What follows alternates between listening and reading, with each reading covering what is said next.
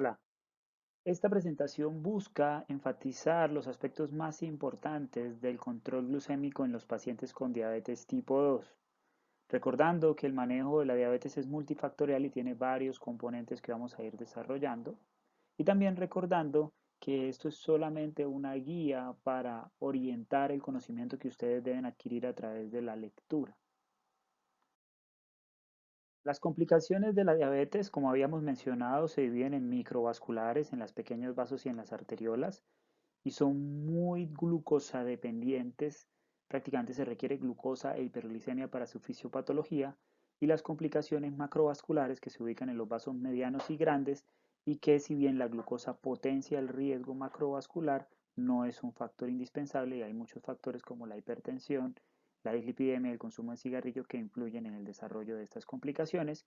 Sin embargo, la diabetes aumenta, duplica o triplica el riesgo cardiovascular y es la principal causa de muerte. Pacientes diabéticos sin control van a sufrir de varias complicaciones en múltiples órganos con una gran morbimortalidad asociada. Y cuando manejamos diabetes, uno de los componentes para evitar estas complicaciones es manejar el azúcar. Sin embargo, hay varias cosas que nos interrogamos al respecto y que debemos saber. Primero, si bajar el azúcar nos va a mejorar las complicaciones microvasculares o macrovasculares o otros aspectos de la diabetes. Y si sí es así, ¿cuáles deben ser las metas para mantenerla controlada? ¿Con qué tratamientos lo debemos hacer? ¿Y qué efectos adversos o qué limitaciones podemos tener con estas terapias? Cuando ustedes estén planteando estas preguntas, y por ejemplo cuando estén practicando medicina en una ronda médica y estén discutiendo, por ejemplo, el mejor tratamiento para un diabético, en ese momento no van a poder decir que fue el doctor Sarmiento el que les dijo cómo se trataba o el doctor Parra. Eso no va a ser aceptado en la comunidad médica porque hoy en día practicamos la medicina basada en la evidencia y todo debe ir argumentado desde el punto de vista científico y con un método estricto que conocemos como medicina basada en la evidencia. Y esa es la forma de practicar medicina hoy en día. Y esa debe ser la forma de argumentar y tomar las mejores decisiones clínicas para el paciente. En esta debemos tener una evidencia de artículos y una evidencia de trabajos desde el punto de vista científico y epidemiológico que nos respalden las conductas. Y asimismo debemos integrar eso obviamente a nuestra experticia clínica, eso también juega, pero no es el único factor, y eso lo debemos tener en cuenta en el contexto de nuestro paciente, de sus valores, de sus preferencias, de sus gustos, de sus deseos, para tomar las mejores conductas del paciente basado en la evidencia, y ahí debe haber información que nos dé los mejores datos para tomar las mejores conductas diagnósticas, clínicas, terapéuticas, pronósticas, y para eso tenemos que tener estudios y trabajos que respalden nuestras conductas. Obviamente hay estudios mucho más fuertes, como por ejemplo metaanálisis, ensayos clínicos, que no lo van a desarrollar probablemente en epidemiología. De pronto hay otras patologías para las cuales hay mucho menos datos y datos menos fuertes, o en algunas patologías donde solamente existen opiniones y conceptos de expertos. Obviamente ustedes deben tratar de aplicar la mejor evidencia y conocer la mejor evidencia para que sus conductas clínicas tengan un argumento fuerte, y eso lo debemos practicar de ahora en adelante. Entonces, practiquemos eso en lo que queremos estudiar hoy en día. Realicemos una duda y respondámosla desde el punto de vista epidemiológico con argumentos científicos. Para eso lo que hacemos es lo que se conoce como una pregunta pico, donde vamos a establecer una población. A esa población vamos a evaluarla con una intervención, con un comparador, es decir, ¿qué otra intervención vamos a comparar? Puede ser placebo, puede ser otra droga, puede ser una cirugía, y cuál va a ser el desenlace que buscamos. Mejoría en los síntomas, mejoría en las muertes, mejoría en las complicaciones. En este caso, evaluando específicamente respecto al control diabético, el control de la glucemia en diabéticos tipo 2, evaluemos qué pasa cuando se controla mejor el azúcar comparado con un control más laxo, y miremos qué desenlace me genera eso en las complicaciones de la diabetes. Y eso se hizo en un estudio algo viejo, pero muy valioso, que es el UKPDS. Antes de este estudio no se sabía si controlar las complicaciones de la diabetes era útil. Y básicamente lo que se hacía era solo tratar al paciente si tenía niveles de glucosa mayores de 200 o si tenía síntomas ya por el azúcar alto, orinadera, sed, glucosuria. De hecho, en esa época, si había glucosuria se trataba, si no había glucosuria se consideraba que el paciente estaba bien. Ustedes saben que para que haya glucosuria tiene que haber niveles muy altos de azúcar. Entonces, en este estudio lo que se hizo fue tomar diabéticos tipo 2 y aleatorizarlos. A un grupo controlarlo mucho mejor utilizando insulina o sulfonilurias, a otro grupo controlarlo estrictamente en base a metformina y a otro grupo dejarlo como un tratamiento convencional, es decir, siendo más laxos y dejando que únicamente se dé tratamiento o se intensifique el tratamiento en caso de que el azúcar esté muy alto. ¿Y cuáles fueron los resultados de este estudio? Estas son las complicaciones microvasculares que fueron las que más disminuyeron, básicamente medido por complicaciones oftalmológicas o relacionadas con falla renal, aunque también hay algunos datos de neuropatía. Y vemos cómo estas complicaciones, esto se llama una curva de Kaplan-Meier, donde miramos el porcentaje de eventos que ocurren a través del tiempo en los dos grupos. En el grupo convencional, que es el de rojo, que fue al que se le dejó que el azúcar subiera y que tuvo una glicosilada promedio de 7.9%, y el grupo intensivo, donde fuimos más estrictos para manejar las drogas y se logró una hemoglobina glicosilada del 7%. Como ustedes pueden ver, las dos curvas se separan, quiere decir que hay menos eventos en la curva del manejo intensivo y que controlar estrictamente el azúcar me reduce aproximadamente un 30% del riesgo de complicaciones microvasculares con esta diferencia de hemoglobina glicosilada. O sea, eso está claramente demostrado para las complicaciones micro. Y como podemos ver, el riesgo de complicaciones tiene que ver con la hemoglobina glicosilada obtenida. Miren en los pacientes que están muy mal controlados cómo el riesgo relativo de todas estas complicaciones microvasculares se dispara 10 hasta 20 veces según el nivel de glicosilada que esté manejando el paciente, pero a medida que nos acercamos a 7, esas complicaciones se hacen muy bajas. 7 es en general la meta para la mayoría de pacientes y incluso si bajamos un poquito más, incluso en 6, podemos tener un riesgo de complicaciones casi igual a una persona no diabética. Y esto es muy importante. Por cada punto que disminuya la hemoglobina glicosilada, va a disminuir un 30% el riesgo de todas estas complicaciones. Entonces, ya con estos argumentos, sabemos de que hay, basados en la evidencia, un riesgo de disminución de las complicaciones microvasculares. Me gustaría que averiguaran, y en los cuadritos verdes siempre les voy a poner las dudas que deben resolver, qué es el efecto legado o también conocido como memoria metabólica. Tiene que ver con qué tan importante es lograr el control del azúcar tempranamente. Y quiero que me lo tengan muy claro esto del efecto legado. Ahora respecto a las complicaciones macrovasculares, es decir, el riesgo de infartos, ¿se disminuye o no se disminuye? El efecto de controlar el azúcar sobre complicaciones macrovasculares no ha sido tan claro. Sí hay disminución, es decir, si se baja el azúcar, acá podemos ver esta curva también del UKPDS, después de varios años de tratamiento hay una reducción, aunque más pequeña, del riesgo de infarto más o menos del 16%, aunque no una disminución de la mortalidad cardiovascular. ¿Por qué bajar el azúcar no es tan determinante para disminuir infartos, aunque sí los disminuye? Probablemente porque como para la placa aterosclerótica también es importante intervenir otros factores como lípidos, tensión, cigarrillo, obesidad, entonces dieta. Entonces por eso el azúcar es solo uno de los componentes que sí funciona para disminuir las complicaciones macrovasculares, pero no es el único como ya les mencionaba antes y por eso el abordaje de estos pacientes para evitar que se infarten, para evitar de que hagan ACVs, tiene que ser multifactorial. Entonces tenemos que establecer, y ese es el cuadrito verde, qué más debemos controlar, qué metas debemos tener de los otros factores de riesgo cardiovascular. Cuando tratamos de ser estrictos con controlar el azúcar, ya vimos todos los efectos benéficos que teníamos, pero también tenemos que ver cuáles son los efectos negativos. Y tal vez la principal contraparte o el principal limitante para controlar el azúcar es la hipoglicemia. Entre más estrictos queramos ser, más riesgo de hipoglicemia. A pesar de que hoy en día las nuevas terapias, ya muchas controlan el azúcar sin aumentar el riesgo de hipoglicemia, pero en términos generales, entre más estrictos queramos ser, más podemos tener riesgo de hipoglicemia. Estos son los síntomas de hipoglicemia que ustedes deben revisarlos. Deben revisar cuáles son los factores de riesgo para que el paciente se le baje el azúcar, cuáles son las terapias que más bajan el azúcar y cómo se clasifica la hipoglicemia, a partir de qué valor consideramos que es bajo y qué tipos de hipoglicemia por severidad pueden haber.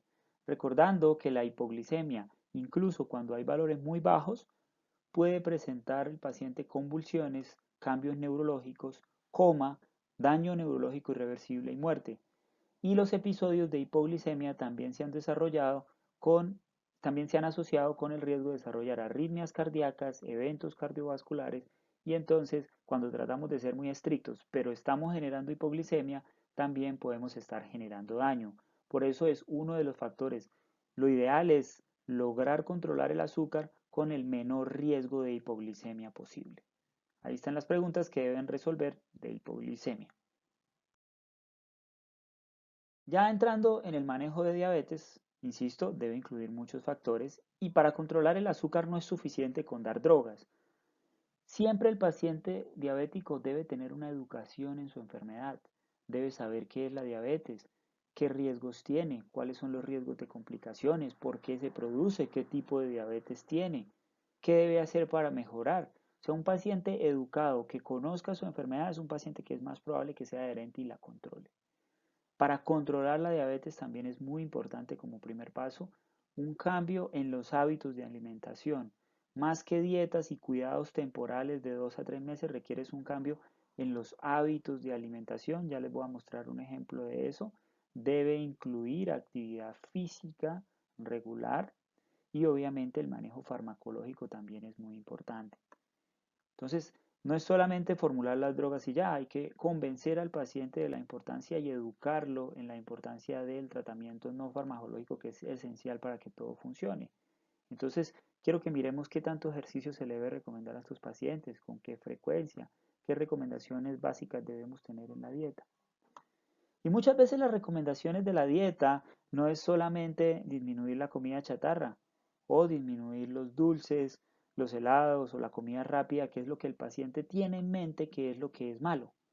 Fíjense que lo que el paciente cree que es un almuerzo normal, esto es un almuerzo normal, un corrientazo colombiano, es algo que no es saludable y que puede generar obviamente mal control de la diabetes. Acá vemos un típico almuerzo colombiano: una harina del plátano grande, 2 harinas, 3 harinas, más un jugo, que los jugos usualmente tienen un componente de azúcar bastante significativo y probablemente endulzado.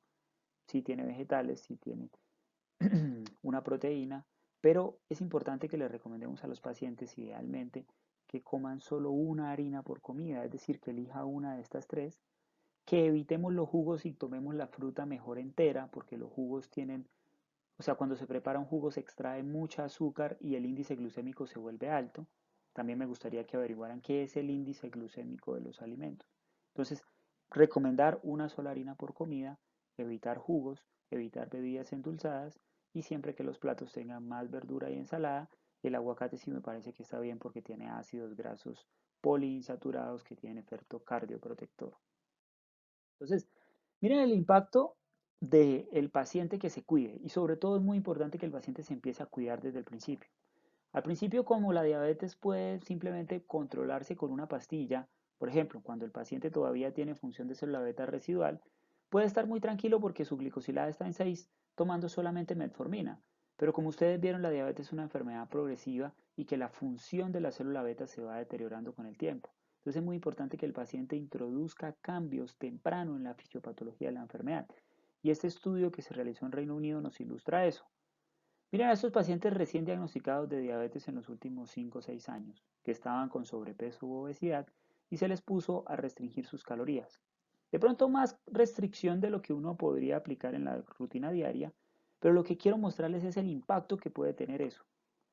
Miren que los pacientes que se cuidaron y entraron en una intervención en el estilo de vida lograban normalizar el azúcar sin drogas, lo que llamamos remisión de la diabetes, hasta en un 45-50%. Y miren cómo, dependiendo de la cantidad del peso que perdía el paciente podía generar remisiones de la diabetes hasta del 80%, si perdía más de 5 kilos o hasta el 50% si perdía más de 10 kilos. Entonces el peso es muy importante para controlar estos diabéticos y para que su función de célula beta se conserve y la diabetes se pueda mantener controlada. Entonces siempre buscamos que el paciente logre bajar de peso, si puede llegar a un IMC lo más cercano a lo normal mejor, y siempre debemos tratar, lo vamos a hablar más adelante, de que nuestras terapias nutricionales busquen que el paciente mejore ese aspecto e incluso que nuestros medicamentos también nos pueden ayudar con el peso. Para manejar la diabetes, entonces se requieren muchos aspectos, no es solamente el médico en el consultorio dando órdenes de drogas, se requiere un equipo de nutrición, se requiere en ocasiones psicólogos, psiquiatras, especialistas de otras áreas en caso de que hayan complicaciones. Este es un caso en el que mostramos nuestros pacientes con procesos educativos en nuestro centro de atención en Fosunap.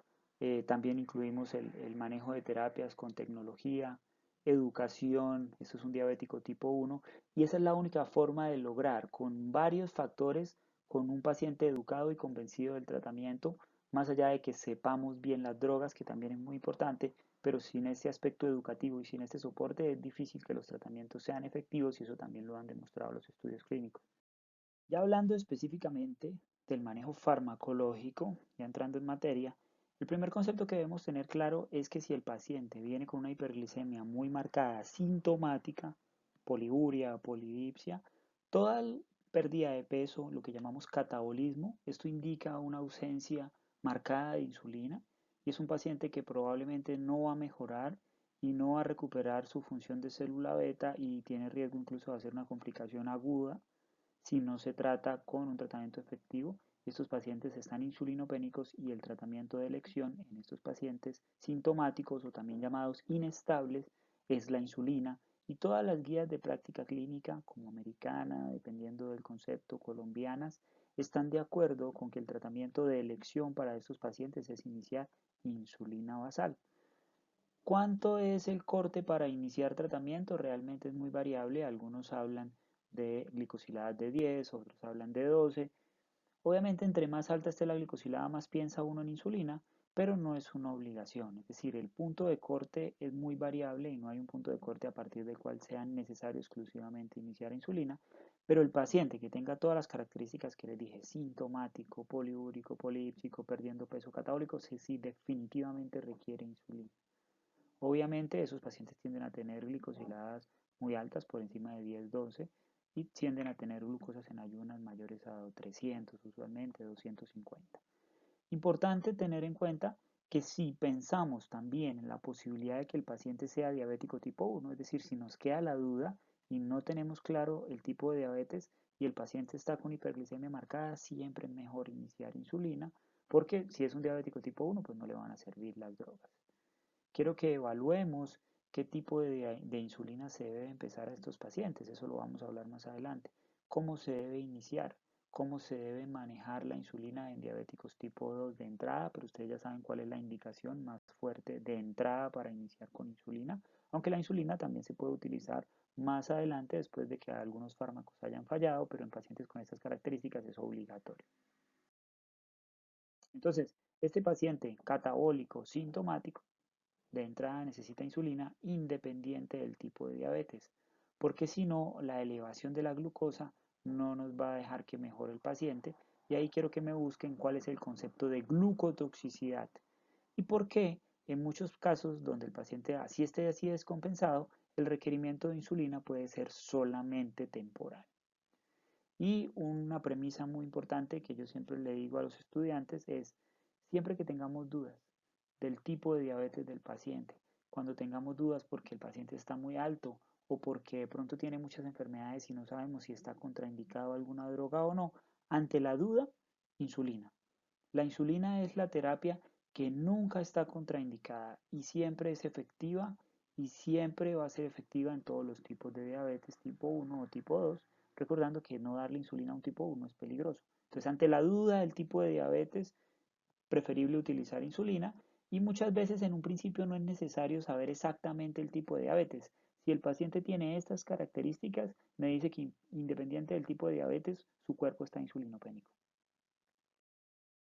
¿Cuáles van a ser las metas de control? O sea, ya sabemos que hay que bajar el azúcar, pero ¿hasta cuándo? Obviamente la glicosilada es el principal determinante de la meta y que 7 es el numerito para la mayoría de los pacientes, pero quiero que revisemos de que la meta de glicosilada es individualizada y quiero que recordemos que la glicosilada también puede tener algunas limitaciones, como mencionamos previamente, y que en algunos casos también es muy importante los valores de glucosa, de glucometrías o incluso de algunos aparatos de monitoreo continuo de glucosa para saber cómo va el paciente.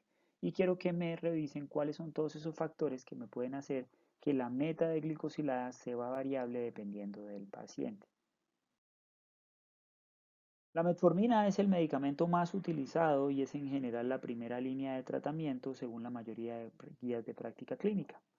Ahí ustedes tienen las características clínicas de la metformina y por ser una droga muy usada, de una economía favorable, por tanto la mayoría de las guías la recomiendan como primera línea, aunque recientemente, según los resultados de beneficio cardiovascular de algunas drogas, como los SGLT2 y los GLP-1, estas drogas podrían en un futuro, dependiendo del tipo de pacientes, también considerarse como primera línea, pero hoy en día la mayoría de guías, el primer antidiabético a elegir es metformina por todas las características. Entonces quiero que aprendamos a usar muy bien la metformina, que sepamos muy bien sus contraindicaciones, sus dosis, porque la metformina es el medicamento más utilizado y es el que siempre van a tener que considerar utilizar.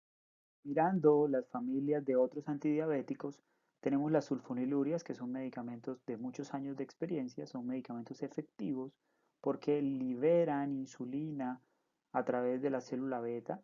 El problema es que liberan insulina de manera disregulada y persistente a pesar de que el azúcar ya esté normal o baja. Esto genera riesgo de hipoglicemia y ganancia de peso y por eso estos medicamentos han disminuido su uso en los últimos años con el uso de nuevas moléculas, aunque todavía se usan bastante, sobre todo por su bajo costo. El otro grupo de moléculas viejas son las tiazolidinedionas, que la única que queda es la pioglitazona, droga que actúa a través de este receptor que se llama el PPAR gamma y hace que se expresen algunos genes que generan resistencia a la insulina. Esto hace que la resistencia disminuya, mejora el azúcar, pero tiene otros riesgos como ganancia de peso, como aumento del riesgo en algunos estudios, aunque muy pequeño, del cáncer de vejiga y también aumento del riesgo de falla cardíaca. Por eso este medicamento también ha generado una disminución en su uso. Ya de las nuevas familias que utilizamos, tenemos los inhibidores de SGLT2, que lo que hacen es disminuir la reabsorción de glucosa en el túbulo proximal, haciendo que se excrete glucosa en la orina. Estos medicamentos han mostrado eficacia y seguridad. También los inhibidores de DPP4, que disminuyen la degradación a través de la DPP4 de las incretinas. Y ustedes saben que las incretinas favorecen a que se activen las células beta, pero solamente en presencia de glucosa. Por eso estas drogas nivelan el azúcar, pero no generan hipoglicemia. Disminuye la secreción de glucagón y tienen otros efectos, los GLP-1, que hacen que el azúcar mejore y al inhibir la DPP4 hacemos que los niveles de incretinas estén más altos y estas drogas también son efectivas y seguras, son nuevas en el manejo de diabetes, pero han tenido un auge en su uso en los últimos años. Y ya la otra familia de antidiabéticos que son los inyectados. Los medicamentos orales que les mencioné en términos generales tienen una eficacia muy similar para reducir la hemoglobina glicosilada, más o menos entre 0.5 y 1% cada droga, aunque esto depende de qué tan alto está el paciente. Si el paciente está muy lejos de meta, por ejemplo, está con una glicosilada de 11-12%, la droga puede bajarle incluso más, 2 a 2.5%. Pero en la mayoría de pacientes que tienen glicosiladas entre 7, 8, 9, más o menos la droga baja medio a un punto las pastillas, todas son muy parecidas en su efecto. Ya las moléculas que les voy a presentar ahora tienen más potencia y son las moléculas inyectadas, dentro de los cuales tenemos la agonistas de GLP-1 que hacen un nivel incretínico mucho más potente que los DPP4, porque los DPP4 solo aumentan los GLP-1 endógenos. Esto genera un nivel suprafisiológico de GLP-1 y de efecto incretina, que también tiene efectos sobre el apetito y el peso, y tiene un efecto mucho más marcado sobre el azúcar. Hay varios GLP-1, algunos se aplican inyectados semanales, otros inyectados diarios, y estas drogas también han generado un efecto muy favorable sobre el azúcar. Tal vez la única dificultad con los GLP-1 es su costo elevado. Y la otra droga es la insulina. Usualmente en diabéticos tipo 2, van a ver más adelante, utilizamos insulina de tipo basal en la mayoría de pacientes, y obviamente la insulina basal tiene más potencia y más eficacia hiperglicémica que los medicamentos orales, pero cuando comparamos los GLP-1 con insulina basal, es decir, con la insulina inicial, ambos tienen una potencia muy parecida, más o menos una reducción de 1 a 1.5 por ciento la hemoglobina glicosilada, y esto lo debemos tener en cuenta al elegir la terapia que más se ajuste a lo que necesita el paciente. Entonces, miren todo lo que tenemos que tener en cuenta de un antidiabético, y qué es lo que quiero que ustedes tengan muy claro. Tenemos que mirar qué tan bueno es para bajar la glicosilada, qué tanta hipoglicemia produce, qué efecto va a tener este medicamento en el peso del paciente, porque recordemos, como vimos, el peso también es muy importante. Algunos pacientes, la mayoría, necesitan bajar de peso, aunque puede haber algún paciente que ya esté en un estado muy catabólico que necesite aumentar de peso, pero en términos generales la mayoría de pacientes requieren o perder, o por lo menos que la droga no le genere aumento de peso. Y hoy en día, con los nuevos estudios, también necesitamos saber qué efectos cardiovasculares pueden tener estas drogas. Si el medicamento me va a ayudar también al corazón o no, como lo hacen algunas de las moléculas nuevas. Y también tenemos que saber dos cosas respecto a la función renal y el medicamento. Uno, si lo podemos usar en falla renal, y dependiendo de la depuración, hasta qué depuración de creatinina se puede utilizar y qué ajustes en la dosis hay que hacer dependiendo de si el paciente tiene falla renal. Y lo otro que tenemos que saber respecto a la relación entre el riñón y la droga es si el medicamento tiene capacidad también de tener un efecto nefroprotector, que algunas moléculas nuevas la tienen, y eso tenemos que tenerlo claro. Todos estos aspectos son los que debemos aclarar de cada antidiabético. Como pueden ver ustedes, del 2000 para atrás solo existían prácticamente tres familias de drogas que fueron las que se usaron en el UKPS: la insulina, la metformina, las sulfonilurias, y acaso las tiazolindionas.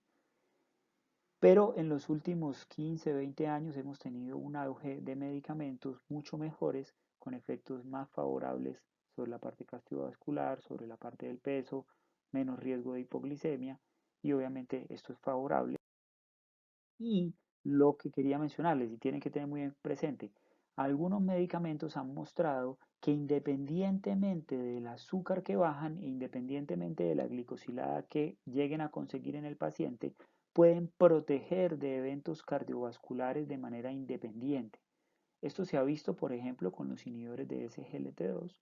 Este fue el estudio de desenlaces cardiovasculares en PARREC con empagliflozina, y se ve cómo se disminuyen los eventos cardiovasculares con empagliflozina. También esto se vio con canagliflozina. Entonces quiero que tengan muy presente qué efecto cardioprotector pueden tener las diversas moléculas, de qué protegen, de infarto, de ACV o de falla cardíaca, y también saber si las moléculas pueden tener algún efecto también independiente nefroprotector, independiente de lo que bajen el azúcar, porque todos sabemos que bajar el azúcar puede proteger sobre estas complicaciones, pero estas drogas tienen otros efectos que pueden ser favorables en estos aspectos, y quiero que lo tengan muy claro a la hora de elegir medicamentos. Entonces nosotros tenemos que tener esta tablita llena, y esta tabla, cuando ustedes la llenen, me va a demostrar de que ustedes aprendieron y que tienen argumentos suficientes para tratar un diabético tipo 2. La familia de droga, la dosis y la presentación, su eficacia en reducir la glicosilada, ahí está por ejemplo la metformina, si produce hipoglicemia o no, la metformina no produce hipoglicemia, si genera algún efecto en el peso, la metformina en términos generales, a pesar de que puede disminuir algunos medio kilo, en general es neutro. Si desde el punto de vista cardiovascular protege, la metformina se ha visto que es neutra, aunque algunos estudios pequeños sugieren alguna disminución, pero no es tan fuerte la disminución cardiovascular con la metformina. Si la podemos usar en falla renal, o si tiene algún efecto nefroprotector. La metformina no tiene efecto nefroprotector, pero sí se contraindica si hay tasa de filtración glomerular menor de 30. Esto no es completo, simplemente un ejemplo. ¿Qué reacciones adversas tiene y cuáles pueden ser las contraindicaciones? Desarrollemos esto con todas las familias de medicamentos y hagamos énfasis en las que más usamos hoy en día, que son la metformina, los inhibidores de EPP4, los inhibidores de SGLT2 y los agonistas de GLP1, y con eso van a tener muy buenos argumentos para decidir la mejor terapia en un paciente diabético tipo 2.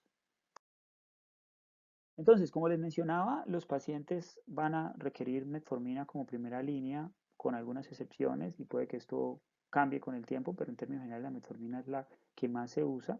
En algunos casos donde esté muy descontrolado va a requerir insulina de entrada, ya lo mencionamos, y después vamos a tener que elegir un segundo medicamento, segundo o tercer medicamento, o en algunos casos incluso vamos a tener que utilizar dos medicamentos de entrada. ¿Cómo vamos a saber cuál va a ser el siguiente medicamento?